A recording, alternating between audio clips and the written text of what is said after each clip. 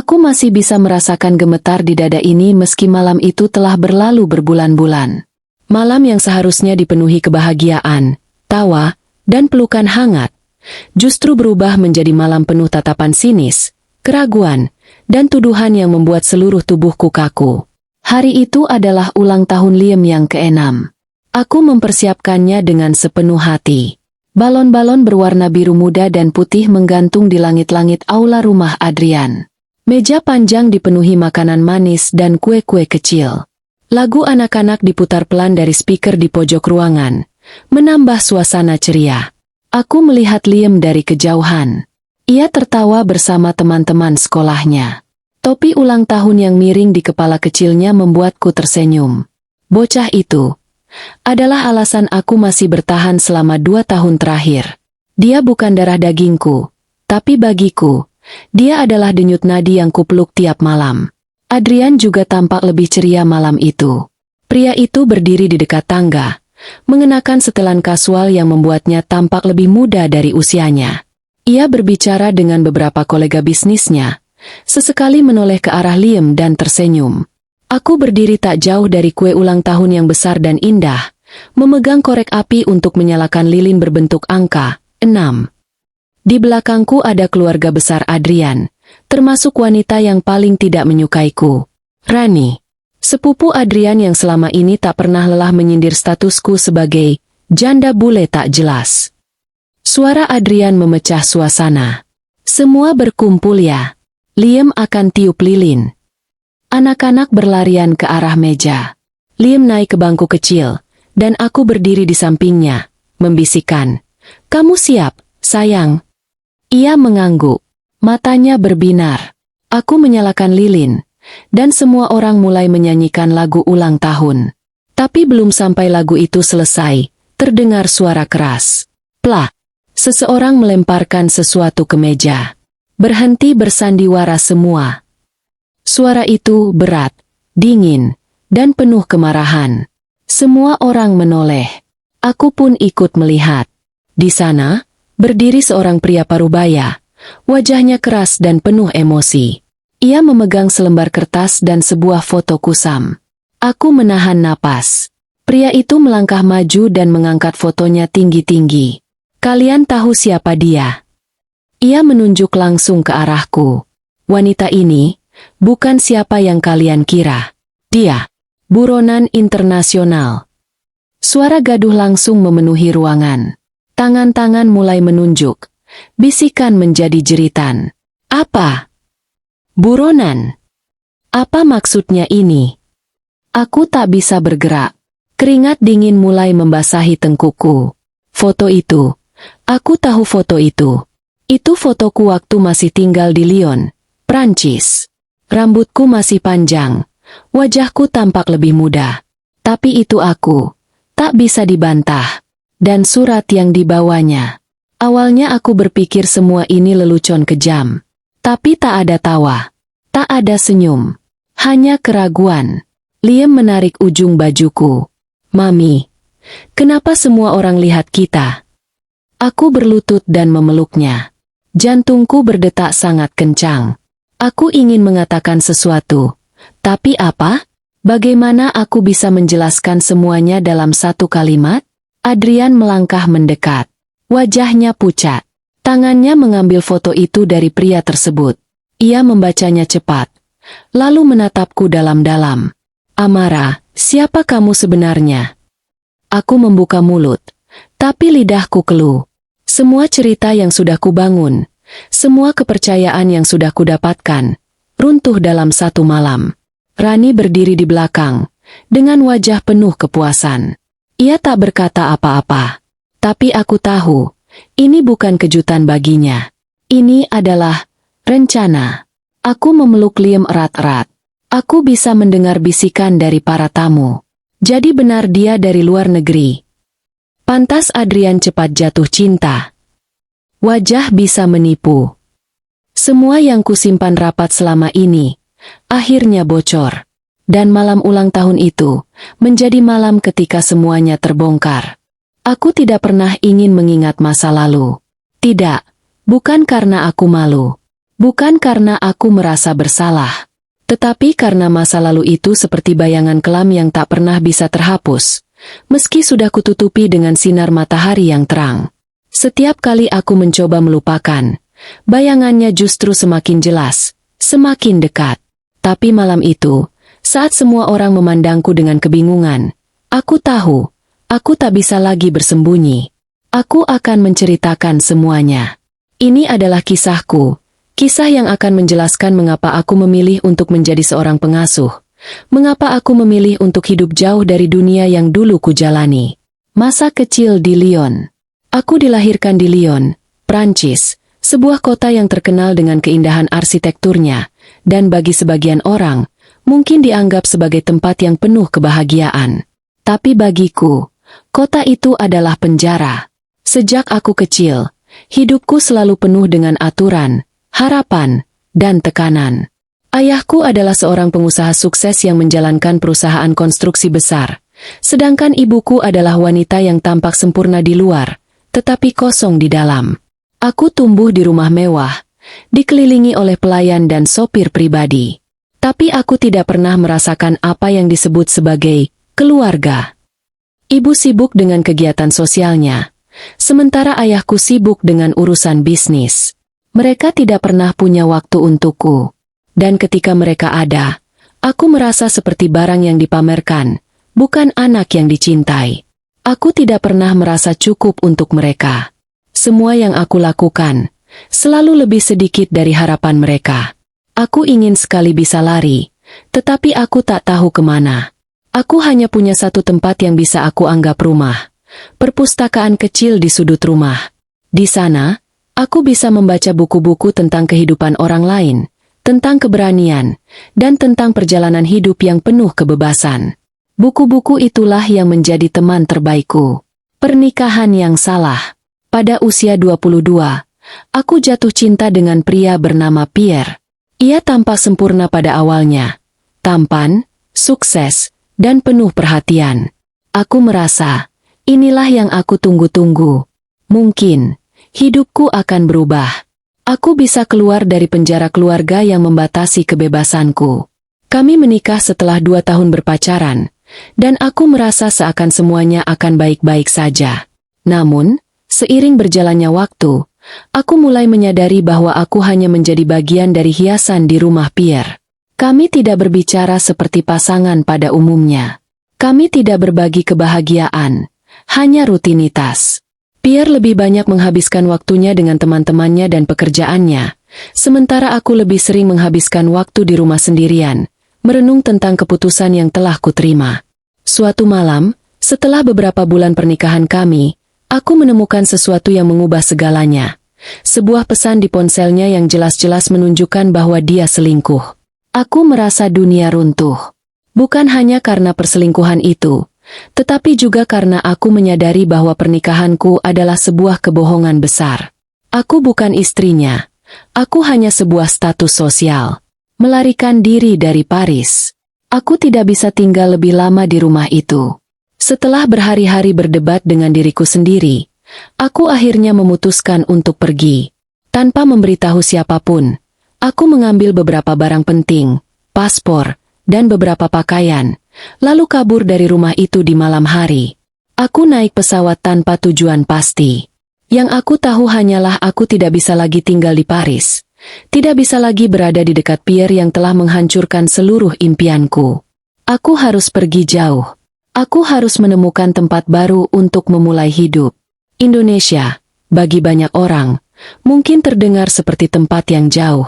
Tetapi bagi aku, itu adalah tempat di mana aku bisa sembunyi dan membangun kembali hidupku. Di Jakarta, mencari ketenangan. Saat pertama kali menginjakan kaki di Jakarta, aku tidak tahu harus mulai dari mana. Kota ini begitu ramai, penuh dengan kebisingan, dan bagi seseorang sepertiku yang terbiasa dengan ketenangan, itu adalah kekacauan yang menakutkan. Aku tinggal di sebuah kontrakan kecil di pinggiran kota. Tidak ada banyak orang yang mengenal aku. Aku bekerja sebagai guru bahasa Inggris di sebuah sekolah kecil, mengajar anak-anak dari keluarga menengah. Hari-hariku penuh dengan kesendirian. Aku berusaha menutup luka dari masa lalu, berusaha merangkai hidup baru. Walaupun aku mulai menerima kenyataan bahwa hidupku sudah jauh berbeda, tetap ada perasaan kosong yang menyelimuti hatiku. Setiap kali malam datang, aku merasa takut akan bayanganku sendiri. Ada banyak hal yang belum aku hadapi, banyak hal yang masih mengganggu pikiranku. Aku merasa hidupku adalah sebuah pelarian, dan aku tidak tahu seberapa lama aku bisa bertahan dengan itu. Menemukan Liam dan Adrian. Hingga suatu hari, takdir membawaku bertemu dengan Adrian. Itu adalah pertemuan yang tidak terduga. Aku hanya sedang berjalan pulang dari sekolah ketika aku melihat Liam, anak kecil yang tampak kebingungan di jalan. Tanpa pikir panjang, aku langsung menghampirinya dan menolongnya. Sejak saat itu, hidupku mulai berubah lagi. Adrian datang setelah kejadian itu. Ia adalah seorang miliuner muda yang baru saja kehilangan istrinya.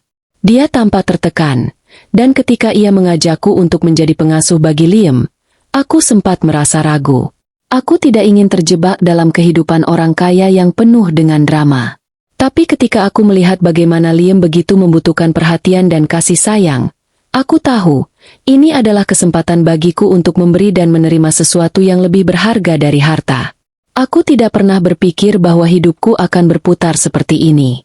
Dari seorang wanita yang merasa tak punya arah, kini aku menjadi bagian dari kehidupan sebuah keluarga yang penuh dengan kemewahan dan masalah yang tak kalah rumitnya.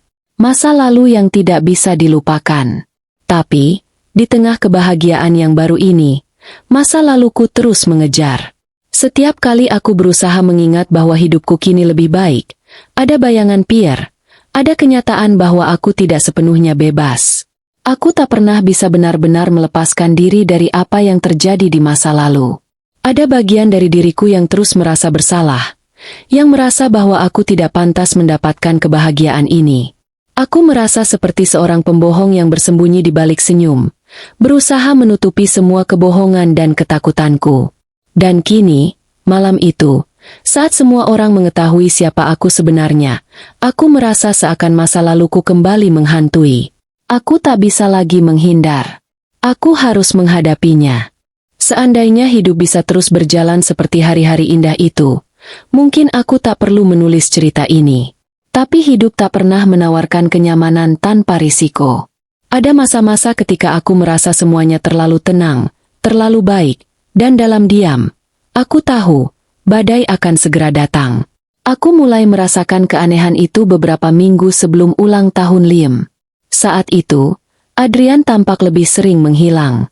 Bukan menghilang secara fisik, dia tetap pulang ke rumah, tetap duduk bersamaku dan Liam saat makan malam, tapi pikirannya seperti terbang ke tempat lain. Matanya kosong, senyumnya hanya formalitas. Ada yang salah? Tanyaku satu malam, saat kami berdua duduk di balkon, mengawasi langit Jakarta yang kelabu. Ia hanya menghela napas. Aku cuma banyak pikiran soal bisnis. Tapi aku tahu itu bukan jawaban sebenarnya. Sejak aku mengenalnya, Adrian bukan tipe pria yang menyembunyikan masalah pekerjaan. Lalu hal-hal kecil mulai terjadi. Salah satu pembantu rumah tangga tiba-tiba mengundurkan diri. Katanya karena ibunya sakit. Tapi caranya berpamitan aneh. Ia tak berani menatap mataku. Beberapa hari kemudian, mobil pribadi keluarga kami disabotase. Remnya dilepas. Beruntung sopir kami sadar sebelum terlambat. Aku mulai bertanya-tanya. Apakah semua ini kebetulan? Atau ada yang sedang mencoba membuat kekacauan secara perlahan? Suatu sore saat aku sedang menyuapi Liam di ruang makan, Adrian pulang dengan wajah yang lebih suram dari biasanya. Ia melempar map coklat ke atas meja dan berkata, "Kamu harus lihat ini." Tanganku gemetar saat membukanya. Isinya adalah salinan email dalam bahasa Prancis. Ada surat permintaan investigasi dari pihak pengacara keluarga Pierre. Ada juga informasi tentang kematian Pierre, yang ternyata terjadi hanya 2 minggu setelah aku pergi dari Prancis. Aku mematung. Ternyata, kamu meninggalkannya dalam kondisi sudah berantakan. Amara, ucap Adrian. Nadanya tajam tapi matanya penuh rasa ingin tahu. Kenapa kamu gak pernah cerita bahwa kamu disebutkan dalam penyelidikan soal kematian suamimu sendiri? Aku ingin marah, ingin membela diri, ingin menjelaskan semuanya. Tapi lidahku keluh. Aku tidak tahu harus mulai dari mana. Yang ku tahu, aku sudah meninggalkan segalanya di Prancis. Aku bahkan tidak tahu Pierre meninggal. Aku tidak tahu apa-apa tentang surat ini, kataku pelan. Aku bahkan tidak tahu dia meninggal. Benarkah? Adrian menatapku dalam-dalam. Kalau begitu kenapa Interpol punya dokumen yang menyebut namamu sebagai pihak yang kabur sehari setelah peristiwa itu? Aku ingin menangis. Bukan karena merasa bersalah, tapi karena aku sadar, masa lalu itu akhirnya menyusulku. Aku berlari sejauh mungkin, tapi nyatanya, aku tetap dikejar. Beberapa hari setelah itu, aku merasakan suasana rumah mulai berubah. Liam pun tak lagi seceria biasanya. Ia mulai bertanya, "Mami, kamu marah ya sama papa?" Aku langsung memeluknya. "Enggak, sayang. Mami cuma capek." Aku mencoba menyembunyikan kekalutan di dadaku. Tapi anak sekecil Liam bisa merasakan sesuatu yang tak beres. Sementara itu, Rani makin sering datang ke rumah. Entah alasan apa yang ia pakai untuk selalu ada di sekitar kami. Tapi aku tahu maksudnya. Ia sedang mengincar sesuatu. Atau seseorang. Aku cuma pengen bantu Adrian. Dia kelihatan stres akhir-akhir ini, katanya manis suatu hari, sambil menyerahkan teh hangat ke Adrian. Aku hanya bisa diam.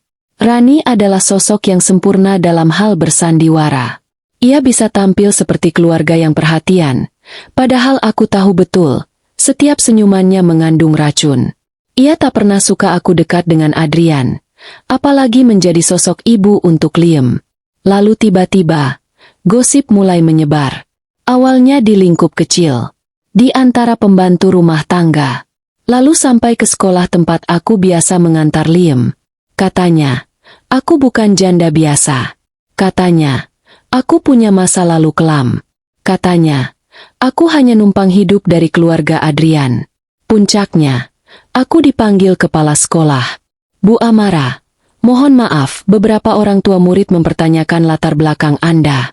Ada yang menyebut Anda sedang dicari pihak luar negeri.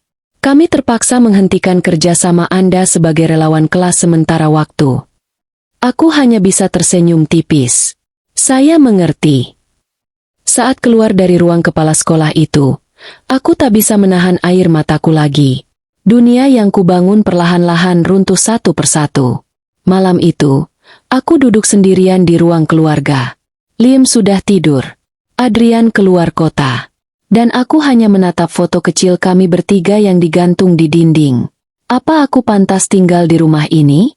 Apa aku terlalu egois ingin punya kehidupan normal setelah semua yang terjadi? Lalu tiba-tiba, pintu rumah diketuk. Dua pria asing berdiri di depan pagar, mengenakan jaket gelap. Mereka memperkenalkan diri sebagai bagian dari perwakilan hukum internasional. Salah satunya menyerahkan amplop tertutup. "Kami mendapat informasi keberadaan Anda dari seseorang yang mengaku kerabat suami Anda dulu di Prancis. Kami tidak bisa memaksa, tapi akan lebih baik jika Anda hadir dalam sidang klarifikasi ini dalam waktu dekat." Amplop itu gemetar di tanganku. Setelah mereka pergi, aku kembali ke dalam dan duduk di lantai. Aku tahu siapa yang membocorkan informasiku. Rani. Aku tidak tahu bagaimana, tapi aku tahu itu dia. Semuanya terasa seperti jebakan yang dirancang secara perlahan, dimulai dari fitnah, tekanan sosial, lalu ancaman hukum. Dan aku sendirian menghadapi semuanya. Malam itu terasa begitu panjang. Angin yang biasa terasa menyejukkan kini seperti menusuk kulit. Aku duduk sendirian di ruang keluarga, memegang surat panggilan dari lembaga hukum internasional. Kertasnya tipis, tapi beratnya seperti batu di dadaku. Aku menatap foto kecil kami bertiga. Aku, Liam, dan Adrian, yang tergantung di dinding.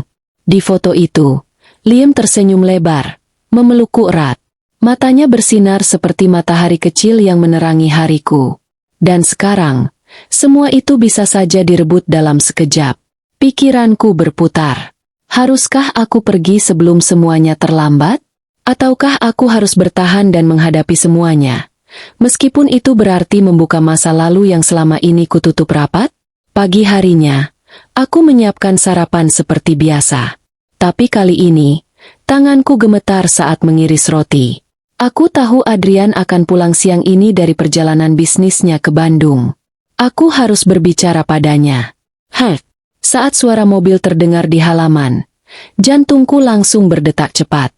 Aku menghapus air mata yang entah sejak kapan membasahi pipi, mencoba tersenyum seperti biasa. Adrian masuk ke rumah tanpa ekspresi. Ia langsung meletakkan koper di ruang tamu dan menatapku. Kita perlu bicara. Aku mengangguk. Aku juga ingin bicara. Kami duduk berseberangan di meja makan. Tanganku memegang amplop putih dari malam sebelumnya. Adrian menatapnya sebelum aku sempat berbicara. Mereka datang ke sini. Tanyanya pelan. Aku mengangguk. 2 orang. Mereka tidak memaksa. Tapi, mereka tahu semuanya. Adrian. Aku gak bisa lagi menyembunyikannya. Ia mengambil amplop itu dan membukanya perlahan. Membaca isinya sambil menghela napas berat. Mereka mengira kamu kabur karena tahu Pierre akan mati. Tapi kamu bahkan tidak tahu dia sudah meninggal. Mataku memerah. Aku tidak tahu, Adrian. Saat aku pergi, aku hanya ingin menyelamatkan diriku sendiri. Aku sudah hancur waktu itu. Aku hanya ingin hidup. Ia diam lama. Lalu sekarang kamu mau apa? Pertanyaan itu menghantamku keras. Karena aku pun tidak tahu jawabannya. Hari-hari berikutnya berjalan seperti mimpi buruk yang tidak berkesudahan. Gosip terus beredar. Tetangga mulai menjauh. Sekolah Liam menolak kehadiranku. Bahkan supir dan pembantu di rumah ini mulai bersikap kaku. Yang lebih menyakitkan lagi, Liam berubah.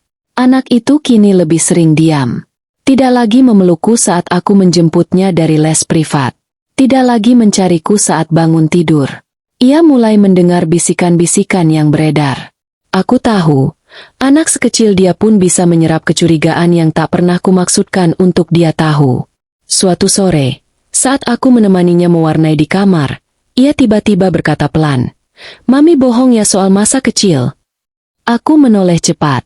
"Kenapa kamu bilang begitu, sayang?" Ia hanya mengangkat bahu kecilnya. Kak Rani bilang, "Mami kabur dari rumah karena jahat." Dadaku langsung sesak. Ingin rasanya aku berteriak, ingin membantah semuanya. Tapi aku sadar, ini bukan tentang Rani. Ini tentang aku. Tentang apa yang belum pernah aku jelaskan. Bahkan pada diriku sendiri. Malamnya, aku duduk berdua dengan Adrian di balkon. Kami jarang berbicara beberapa hari terakhir. Tapi malam itu, dia yang memulai. "Kalau kamu mau pergi, aku gak akan halangi," katanya pelan. Aku mengerjap. "Maksud kamu? Kalau kamu merasa rumah ini terlalu menekan, atau kamu takut Liam akan makin bingung, mungkin kamu butuh pergi sejenak, ke tempat yang lebih aman." Hatiku terasa seperti disayat. "Jadi, kamu juga percaya aku bersalah?" Ia menggeleng pelan. "Bukan soal percaya atau enggak. Tapi, aku lihat kamu makin tersiksa. Aku takut kamu meledak." Aku menunduk, menatap jemariku sendiri. "Kamu mau aku pergi, Adrian?" Ia tak menjawab langsung. Tapi diamnya itu sudah cukup jadi jawaban. Malam itu aku tidak tidur. Aku hanya duduk di kamar Liam, memandangi anak itu yang tidur dengan damai, seolah tak ada badai di sekelilingnya. Aku mengusap rambutnya pelan. "Mami gak tahu harus bagaimana, sayang," bisikku pelan. "Tapi Mami tahu. Mami gak mau kamu hidup dalam kebohongan." Dan disitulah aku sadar. Aku tidak bisa pergi. Bukan karena aku keras kepala. Tapi karena jika aku pergi sekarang, maka hidup Liam akan dipenuhi pertanyaan yang tak pernah bisa dijawab. Ia akan tumbuh dengan luka yang tak jelas asalnya. Dan aku akan jadi pengecut untuk kedua kalinya dalam hidupku. Aku harus bertahan. Aku harus menghadapi semuanya. Keesokan harinya, aku pergi ke kantor pengacara lokal. Aku duduk bersama seorang penasihat hukum dan menjelaskan semua yang aku tahu tentang masa laluku. Mereka mengatakan bahwa kasus Pierre sebenarnya sudah ditutup, karena tidak ada bukti pembunuhan. Tapi karena aku pergi tanpa jejak, namaku tetap tercatat dalam sistem internasional sebagai individu dengan keterangan yang diperlukan. Jika kamu bersedia hadir secara resmi dalam sidang klarifikasi, kamu bisa membersihkan namamu sepenuhnya, kata si pengacara wanita. Dan kalau aku tidak hadir, maka orang-orang akan terus menganggap kamu menyembunyikan sesuatu. Aku menggigit bibir. Kepalaku berat. Tapi ini dia, keputusan yang harus kuambil. Dan aku memilih untuk hadir. Ketika aku menyampaikan keputusan itu pada Adrian, ia terlihat terkejut. Kamu yakin? Ini artinya kamu harus kembali ke Prancis. Aku mengangguk. Aku tidak mau hidup dengan ketakutan terus-menerus. Dan aku tidak mau Liam tumbuh besar dengan rasa malu karena ibunya dituduh pelarian. Ia diam cukup lama. Lalu menghela napas. Kalau begitu, aku akan bantu. Apapun yang kamu butuh. Air mata jatuh begitu saja. Aku tidak tahu apakah itu karena lega, atau karena akhirnya aku menyerah untuk berhenti lari. Aku menelepon pengacara di Prancis malam itu juga. Tiket pesawat dipesan. Dan dalam hitungan minggu, aku akan kembali ke tempat yang paling kutakuti, tanah kelahiranku sendiri. Tapi kali ini, bukan untuk lari, melainkan untuk menutup luka. Satu kali untuk selamanya. Bandara Soekarno-Hatta malam itu terasa lebih sunyi dari biasanya. Mungkin karena hatiku terlalu gaduh.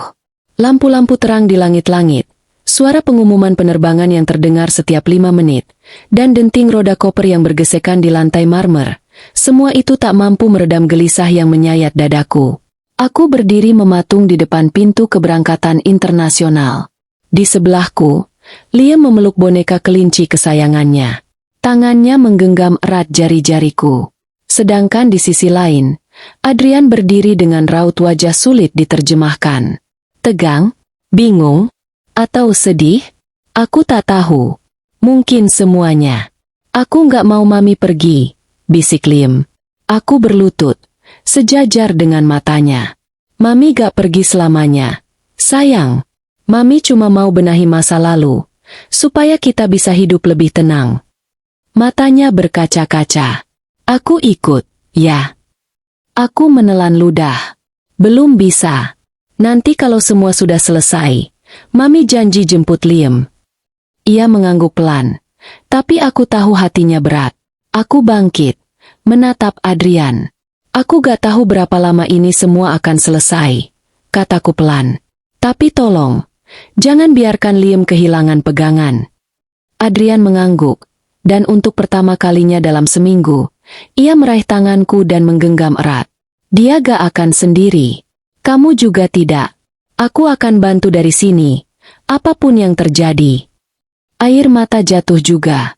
Aku tidak bisa menahan. Aku peluk Liam erat-erat, lalu melepaskan diri perlahan. Langkahku menuju gerbang keberangkatan terasa seperti menanjak bukit yang terjal. Setiap langkahku berat, seolah ada rantai di kaki. Tapi aku terus berjalan. Untuk diriku. Untuk Liam. Untuk semua yang harus aku hadapi. Aku tiba di Paris pukul 5 pagi. Udara dingin musim semi menusuk kulit. Meski matahari belum muncul sempurna. Aroma khas kopi dan roti baget yang dulu ku kenal kini menyambutku kembali. Sayangnya tidak dengan perasaan yang sama. Begitu keluar dari bandara, aku sudah dijemput oleh perwakilan pengacara yang selama ini mengurus kasus Pierre. Namanya Clarisse. Wanita parubaya yang tegas namun sopan. Kamu sudah siap menghadapi semuanya? Tanyanya dalam bahasa Prancis. Sejujurnya tidak, jawabku. Tapi aku akan coba. Clarisse membawa aku ke sebuah flat kecil yang disewakan untukku selama proses sidang berlangsung. Bukan apartemen mewah. Hanya studio satu kamar dengan dapur kecil dan balkon sempit. Tapi setidaknya aman. Hari pertama aku habiskan dengan tidur. Mungkin karena tubuh dan pikiranku terlalu lelah. Tapi di balik kelelahan itu, rasa takut masih mengintai. 2 hari setelah kedatanganku, Clarisse mulai memberiku berkas-berkas yang harus kupelajari. Dokumen hukum, transkrip saksi, salinan laporan kematian Pierre. Semakin aku membaca, semakin hatiku terasa kosong. Pierre ditemukan meninggal di apartemen tempat kami tinggal dulu, duduk di kursi kerja, gelas wine di tangan, dan racun dalam sistem tubuhnya. Dugaan awal, bunuh diri. Tapi karena kepergianku bersamaan dengan hari kematiannya, kecurigaan muncul. Adik Pierre, Vincent, mengklaim bahwa aku punya motif karena Pierre tidak mau menceraikanku secara resmi, dan karena aku bisa kehilangan akses pada kekayaan warisannya. Padahal aku tidak peduli lagi dengan warisan. Aku bahkan tak tahu ia meninggal. Tapi bagaimanapun, hukum berjalan berdasarkan fakta, bukan niat. Dan fakta-fakta itu terlalu dekat dengan kebetulan. Hari sidang pertama tiba. Aku mengenakan setelan sederhana, blus krem dan celana panjang hitam. Rambutku digulung rapi. Wajahku tanpa riasan. Hanya sapuan bedak tipis untuk menutupi kantung mata yang membengkak. Ruang sidang itu dingin. Dindingnya putih. Lantainya marmer abu-abu. Dan cahaya lampu fluoresen membuat suasana makin dingin. Di seberang ruangan, Vincent duduk dengan ekspresi tak menyenangkan. Di sebelahnya, pengacaranya, pria muda dengan wajah angkuh. Ketika namaku dipanggil ke depan, kakiku terasa seperti mau patah. Tapi aku berdiri juga. Nama lengkap Anda? Tanya hakim. Amara Levesque. Jawabku pelan. Apakah Anda menyadari bahwa Anda menjadi perhatian dalam kasus ini karena meninggalkan negara pada hari yang sama dengan kematian suami Anda? Aku mengangguk. Saya tahu. Tapi saya tidak membunuh Pierre. Apakah Anda bisa membuktikan keberadaan Anda pada malam itu? Aku menahan napas. Saya tidak punya bukti digital. Tapi saya pergi malam itu karena saya takut. Karena saya sudah lama disakiti. Tatapan mata para juri sedikit melembut. Tapi itu belum cukup. Aku diminta menceritakan kehidupan rumah tanggaku. Aku ceritakan semuanya. Kekosongan. Ketidakpedulian. Perselingkuhan. Malam ketika aku mendapati Pierre dengan wanita lain. Malam ketika aku memilih pergi dengan hati yang remuk. Aku menangis di tengah kesaksian. Tapi aku tidak menutupi apapun. Untuk pertama kalinya dalam hidup, aku membuka semua luka tanpa filter. Ketika sidang ditutup hari itu, Clarice meremas tanganku. Kamu jujur. Itu penting. Kita punya peluang. Hari-hari berikutnya penuh tekanan. Media mulai mencium kabar bahwa aku kembali. Foto-fotoku sempat muncul di media online lokal. Judul-judulnya menyakitkan. Janda buron kembali menghadap hukum. Pelarian dari cinta maut Pierre. Aku tak bisa membuka media sosial. Takut membaca komentar. Yang membuatku bertahan hanyalah video call dari Liam. Setiap malam, ia akan menatap layar ponsel dan berkata, "Mami, cepet pulang ya." Dan tiap kali kututup panggilan itu, aku menangis dalam diam.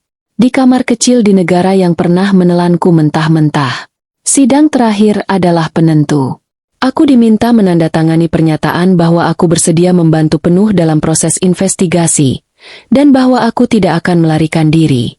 Sebagai gantinya, nama baikku akan direhabilitasi. Ini bukan pengakuan bersalah, kata Clarice. Ini jalan keluar terhormat.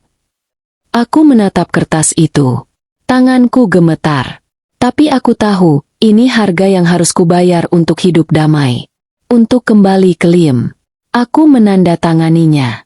Malam itu, aku duduk di balkon flat kecil, menatap langit Paris yang kelabu. Aku merasa seperti baru bangun dari mimpi panjang, atau lebih tepatnya, mimpi buruk yang kutunda untuk hadapi. Besok aku pulang. Kembali ke Jakarta. Klim. Ke Adrian. Aku belum tahu apa yang akan menantiku di sana. Apakah Adrian masih percaya padaku? Apakah Liam masih memanggilku Mami, seperti dulu? Tapi satu hal yang kupastikan, aku tidak akan lagi lari. Apapun yang terjadi, aku akan berdiri. Untuk diriku sendiri. Untuk anak itu. Untuk cinta yang perlahan kubangun dari reruntuhan. Langit Jakarta sore itu berwarna abu-abu. Awan menggantung rendah seperti hatiku yang menahan ribuan perasaan bercampur aduk. Aku berdiri mematung di lorong bandara, koper kecil di sampingku, sementara para penumpang lain bergegas pulang ke rumah atau mengejar janji yang telah lama dinanti. Bagiku, aku tidak tahu apa yang sedang kutuju. Sudah 1 bulan aku meninggalkan semuanya. 1 bulan sejak aku terbang ke Prancis demi membersihkan namaku, demi membuktikan bahwa aku bukan pelarian, bukan penipu, bukan ancaman. Dan hari ini, aku pulang. Tapi aku tak tahu, apakah masih ada yang bisa kusebut rumah. Begitu keluar dari terminal kedatangan, aku berharap menemukan wajah Adrian dan Liam. Tapi tak ada siapapun. Kupikir mungkin mereka terjebak macet. Aku duduk di bangku luar bandara, menunggu selama 30 menit. Namun ponselku hanya sunyi. Tidak ada pesan. Tidak ada panggilan. Akhirnya aku memutuskan naik taksi sendiri menuju rumah Adrian. Dan ketika mobil memasuki perumahan mewah itu, dadaku mulai terasa berat. Begitu tiba di depan gerbang, aku menekan bel pagar otomatis. Kamera CCTV menyala, tapi tidak ada suara. Lalu pagar terbuka perlahan. Aku menarik napas dalam-dalam, menyeret koper ke dalam. Tapi langkahku terhenti begitu melihat pemandangan di halaman. Ada seorang wanita berdiri di dekat gazebo taman belakang. Dia sedang menyuapi Liam, yang duduk di kursi kecil sambil tertawa. Wanita itu, Rani. Dan yang lebih menghancurkan, Liam memanggilnya. Mami Rani, tambah lagi ya. Dunia runtuh detik itu juga. Aku tidak tahu berapa lama aku berdiri di sana. Tapi Rani akhirnya menyadari kehadiranku. Oh, katanya datar. Kamu udah pulang. Kenapa kamu ada di sini? Tanyaku. Suaraku nyaris tak terdengar. Ia tersenyum tipis. Adrian bilang kamu belum tentu balik. Jadi aku bantu urus rumah. Urus Liam. Aku menatap Liam, berharap dia akan berlari ke arahku. Tapi anak itu hanya memandangku heran. Seperti melihat orang asing. Seperti sudah lupa. Sesuatu yang dingin merayap di tulang punggungku.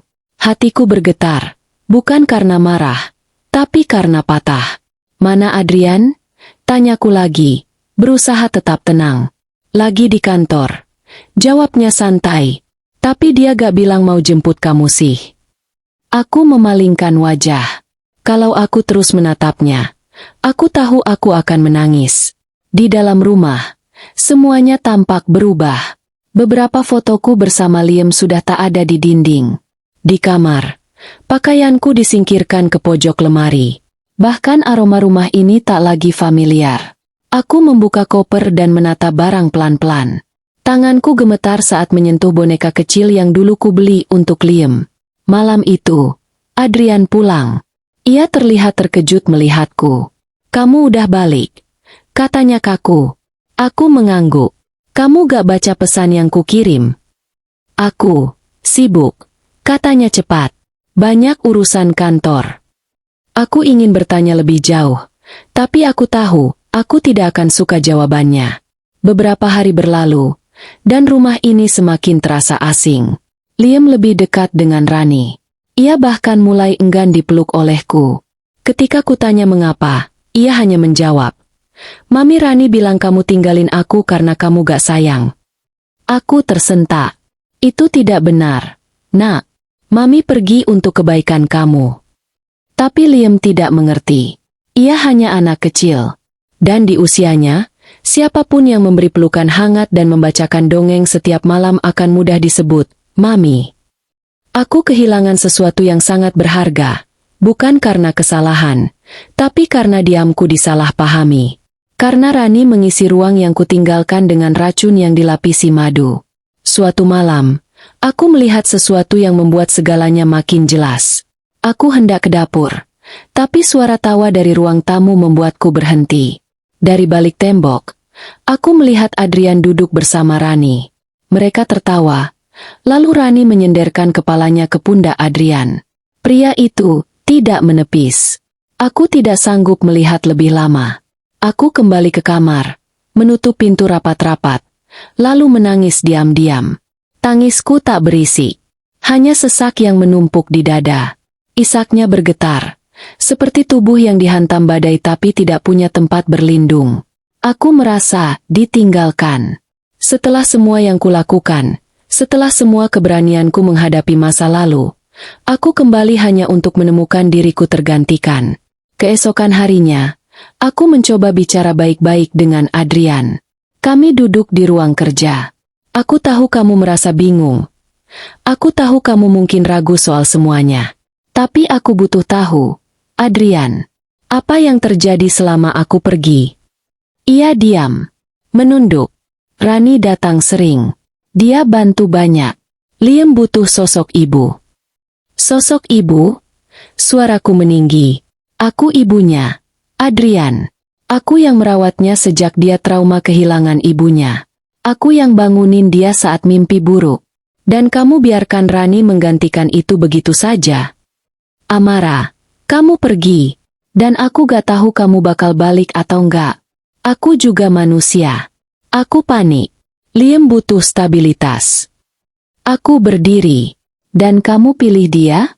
Perempuan yang dari awal jelas ingin merusak semuanya. Ia terdiam. Dan disitulah aku sadar, aku sedang sendirian dalam pertarungan ini. Hari demi hari berlalu. Rani semakin percaya diri. Ia mulai mengatur banyak hal di rumah. Bahkan memanggil tamu-tamu dengan seenaknya. Aku hanya seperti tamu di rumah ini. Seseorang yang tidak diundang kembali. Aku tidak pergi, tapi hatiku sudah dipaksa menjauh. Yang paling menyakitkan adalah Liam. Anak itu kini memanggilku, Bu Amara. Dan Rani? Ia kini, Mami. Aku tidak menyalahkan Liam. Aku menyalahkan dunia yang terlalu cepat menggantikan. Dan malam itu, aku duduk sendiri di balkon kamar, menatap langit gelap sambil memeluk bantal. Aku berkata dalam hati, Allah, kenapa setelah semua yang kulalui justru ini yang aku terima saat aku pulang? Tidak ada jawaban. Tapi aku tahu, aku sedang diuji lagi. Bukan untuk dilukai, tapi untuk ditentukan. Apakah aku akan menyerah, atau bertahan hingga kebenaran terungkap? Dan aku memilih bertahan. Aku akan menunggu waktu bicara. Karena aku tahu, yang dibangun dari kebohongan tak akan bertahan lama. Ada saat-saat dalam hidup ketika kamu tidak menangis karena sedih. Tapi karena sudah tidak bisa merasa apa-apa lagi. Tangisan yang keluar bukan karena sakit, tapi karena hampa. Itulah aku saat itu. Setiap pagi aku bangun bukan karena semangat, tapi karena kewajiban. Aku berjalan di rumah ini seperti hantu, hadir tapi tak terlihat. Suaraku tak terdengar. Sentuhanku tak lagi dihiraukan. Bahkan napasku pun seperti tak diakui. Liam, anak kecil yang dulu memanggilku, Mami, dengan mata berbinar, kini nyaris tak bicara padaku. Bahkan saat aku membuatkan makanan kesukaannya, ia memilih makanan yang disiapkan Rani. Aku mencoba tetap lembut, tetap ada. Tapi setiap hari aku merasa dipukul oleh kenyataan bahwa aku bukan siapa-siapa lagi di rumah ini. Adrian semakin menjauh. Wajahnya selalu lelah. Nada bicaranya semakin pendek. Ia seperti menghindar. Jika aku menyapanya di pagi hari, ia hanya menjawab dengan anggukan. Jika aku menatapnya di malam hari, ia berpaling seolah ada sesuatu yang ia sembunyikan. Dan Rani mulai berani mengatur. Ia mendesain ulang ruang tamu tanpa bertanya. Memindahkan beberapa barang yang dulu aku pilih bersama Liam. Bahkan ia mengganti foto-foto dinding dengan foto dirinya bersama Adrian dan Liam. Bayangkan, melihat potret dirimu perlahan-lahan diganti oleh orang yang dulu hanya tamu. Sampai suatu hari, aku pulang dari pasar. Aku masih berusaha menjalankan peranku. Meski tak diminta, aku tetap berbelanja, tetap memasak, tetap menjaga sudut-sudut rumah ini dengan harapan ada sedikit ruang yang bisa kusebut milikku. Saat aku masuk rumah, kulihat beberapa koper besar di ruang tamu. Ada suara dari atas. Suara lemari dibuka. Dan langkah kaki tergesa. Jantungku berdetak tak karuan. Aku naik ke atas. Dan kutemukan Rani sedang mengeluarkan pakaianku dari lemari. Apa yang kamu lakukan? Tanyaku tajam. Rani hanya tersenyum tanpa rasa bersalah. Kamu belum tahu, ya? Adrian minta aku bantu bersin. Kamu terlalu lama diam. Dia pikir kamu juga butuh ruang baru. Ruang baru? Ini kamar aku. Dulu. Sekarang, gak ada yang pasti. Aku berlari ke kamar Adrian. Kudobrak pintu itu tanpa mengetuk. Ia sedang duduk di ranjang, memegang laptop. Apa maksud semua ini? Tanyaku dengan suara tercekat. Kamu suruh Rani singkirkan aku dari kamar. Ia terdiam, lalu menutup laptopnya perlahan. Amara, kita harus bicara. Kata-kata itu selalu pertanda buruk. Aku gak bisa terus kayak gini. Rumah ini makin gak sehat. Liam bingung. Kamu tegang terus. Rani juga gak nyaman. Aku terkekeh pelan. Rani gak nyaman? Lalu aku gak dianggap. Kamu pergi terlalu lama. Aku pergi untuk selamatin nama baikku. Untuk kamu. Untuk Liam. Adrian berdiri. Dan aku menghargainya. Tapi saat kamu pergi, rumah ini kosong. Liam butuh seseorang. Rani bantu isi kekosongan itu. Aku menatapnya. Dan untuk pertama kalinya, aku benar-benar merasa sendirian. Bukan karena tak ada orang, tapi karena tak ada yang berpihak. Jadi maksudmu, aku harus pergi. Ia menghela napas panjang. Mungkin, kamu perlu waktu. Untuk mikir. Untuk tenang. Aku mengangguk pelan. Baik. Tanpa berkata lagi, aku masuk ke kamar, meraih tas kecil dan beberapa baju. Aku tak bawa koper. Tak bawa foto. Tak bawa apapun kecuali rasa hancur yang menyesakkan dada. Malam itu aku duduk di halte. Udara malam Jakarta menusuk. Tapi aku diam. Tubuhku kaku. Mata kosong.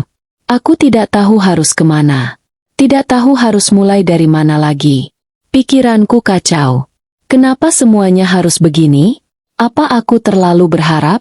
Apa aku yang salah karena ingin dicintai lagi? Tiba-tiba kepalaku pening. Dunia berputar. Aku menunduk dan menggenggam lutut. Aku menangis. Tapi tidak ada suara. Hanya tubuhku yang bergetar pelan. Dan saat itulah seseorang menyodorkan sebotol air mineral padaku.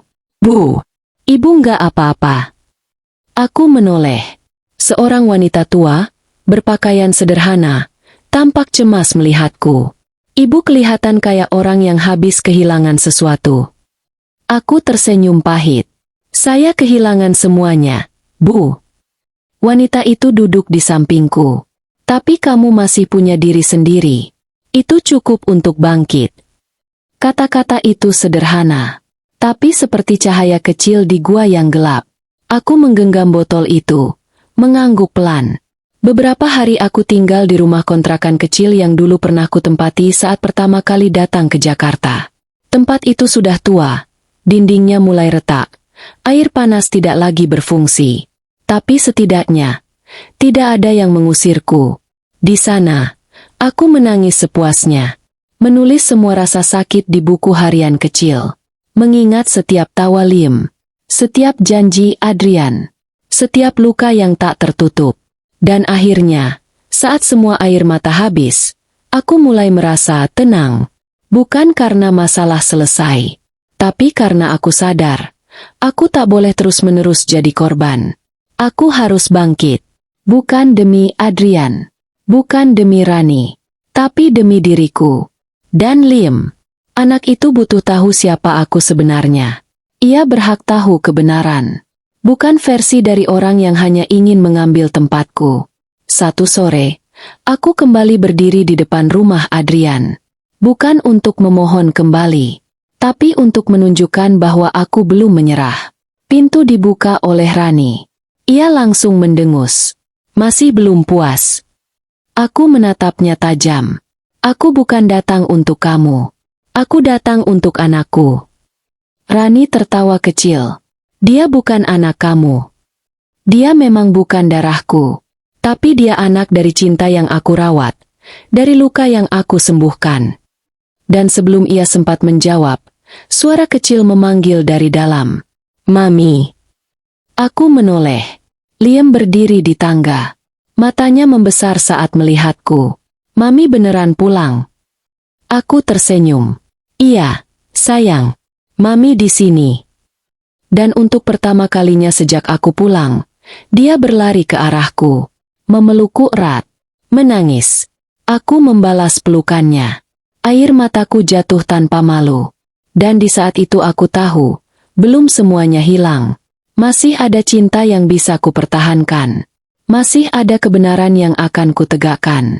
Dan aku akan berdiri, sampai semuanya tahu siapa aku sebenarnya. Malam itu aku pulang ke kontrakan kecil dengan pelukan Liam masih terasa di tubuhku. Matanya yang berkaca-kaca, suaranya yang lirih memanggil, "Mami," dan lengannya yang tak ingin lepas dari leherku, menjadi penyelamatku dari jurang yang hampir ku terjun sepenuhnya.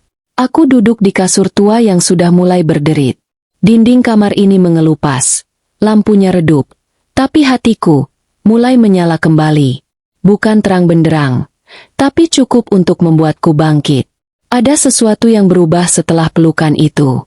Untuk pertama kalinya sejak kembali ke Indonesia, aku tidak merasa sendirian. Liam masih mengenalku, masih menyimpan rasa.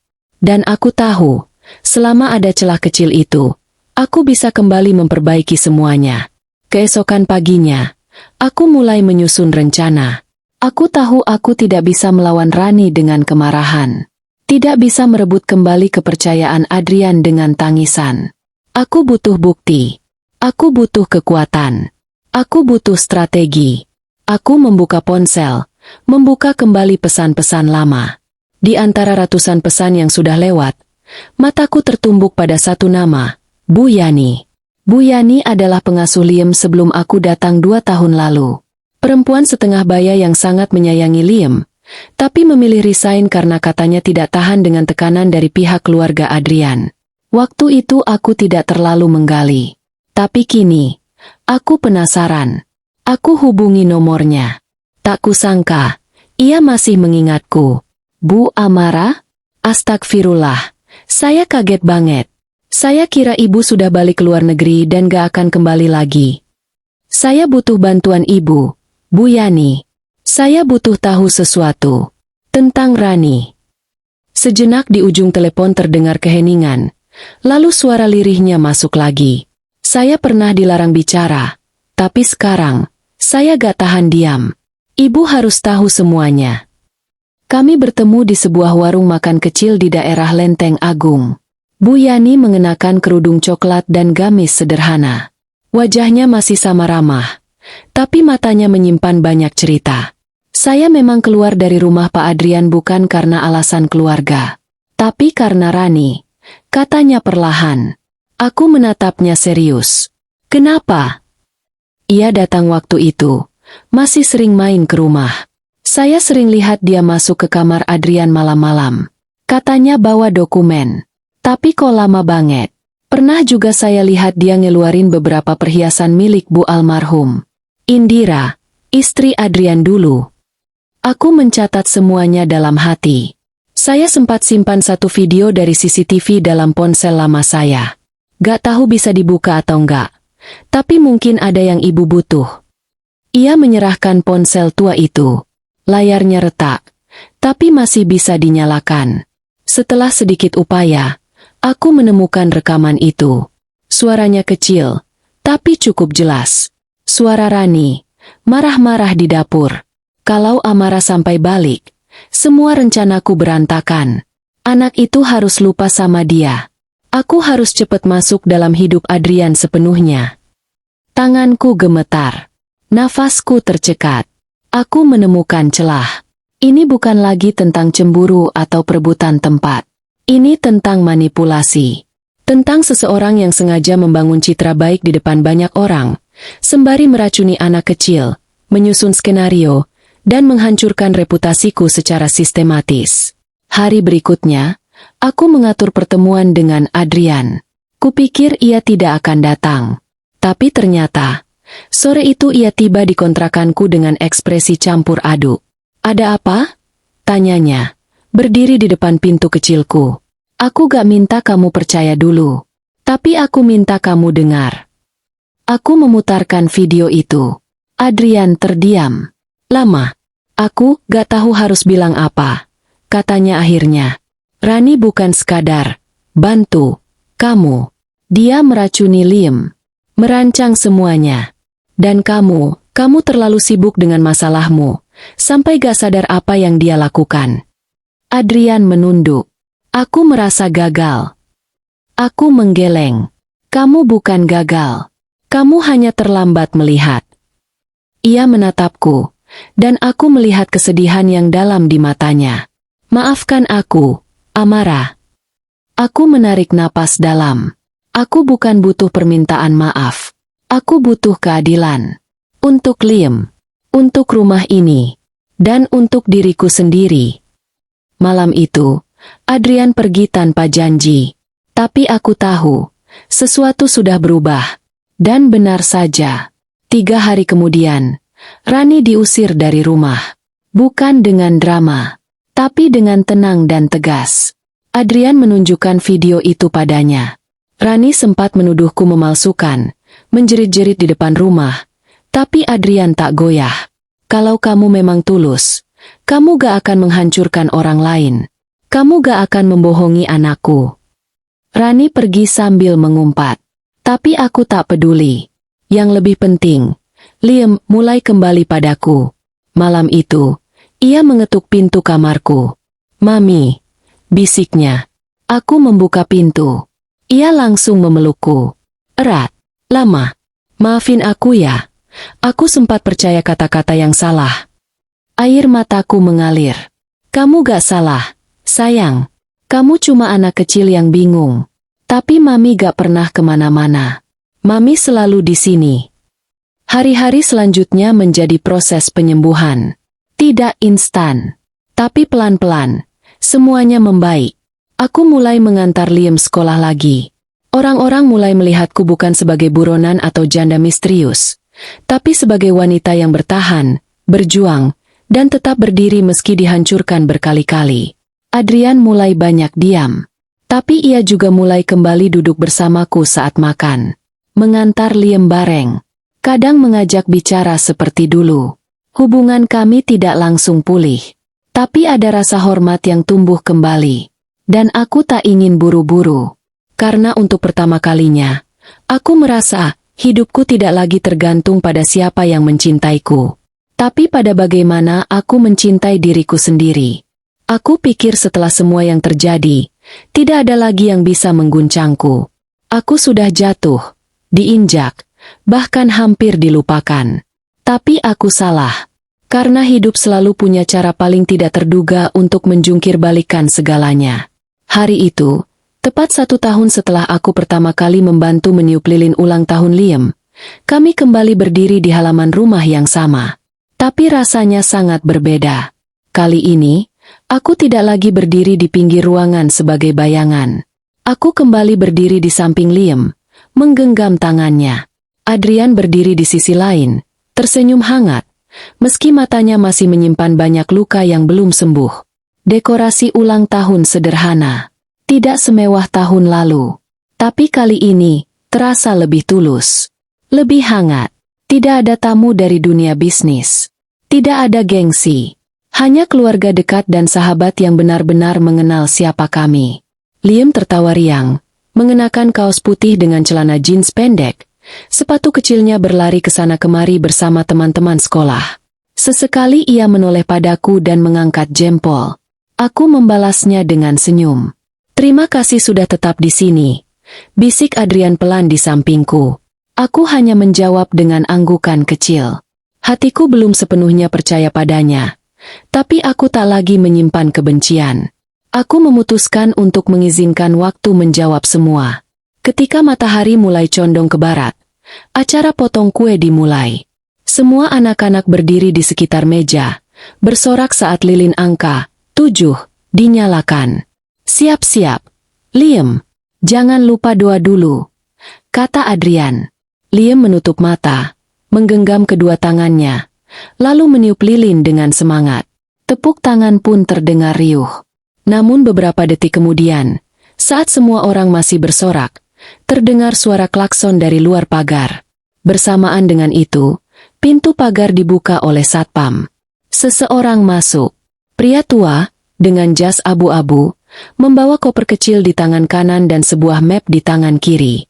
Semua mata langsung tertuju padanya. Aku menajamkan pandangan. Wajah itu, aku kenal. Pria itu melangkah tenang, tidak tergesa, seperti tahu bahwa kehadirannya memang ditunggu. Padahal, tidak ada yang mengundangnya. Adrian berjalan cepat ke arahnya. "Maaf, Bapak siapa?" Pria itu tersenyum ramah. "Nama saya Jacques Dufresne. Saya dari Prancis. Pengacara lama keluarga Levesque. Saya datang untuk Bu Amara." Aku membeku. Jacques?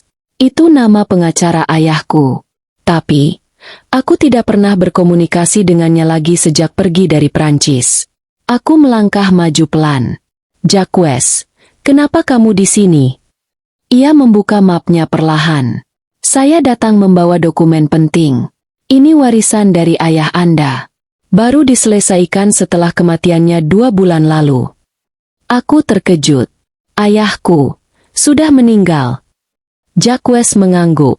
"Beliau tidak pernah berhenti mencarimu, Amara. Dan sebelum meninggal, beliau meninggalkan warisan yang sepenuhnya atas namamu, termasuk saham perusahaan Levesque Construction." Ruangan mendadak hening. Adrian menatapku seolah baru melihatku lagi. "Warisan? Saham? Maksudmu Amara dari keluarga Levesque itu?" Jacques mengangguk sambil tersenyum. "Benar. Bu Amara adalah satu-satunya anak dari François Levesque.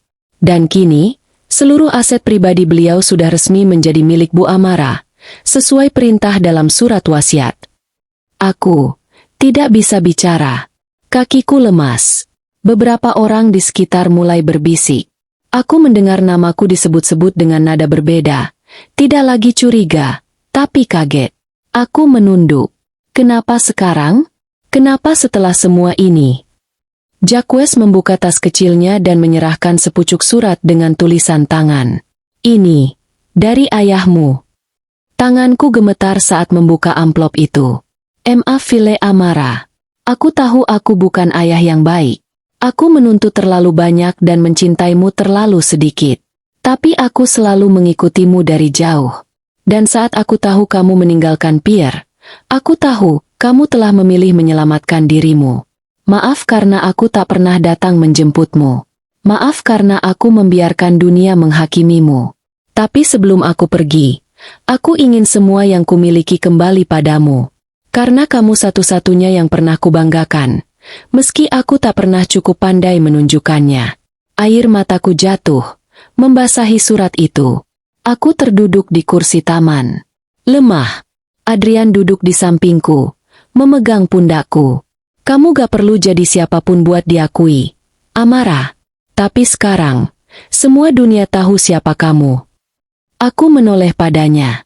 "Aku tidak butuh warisan. Aku hanya ingin Liam kembali percaya padaku.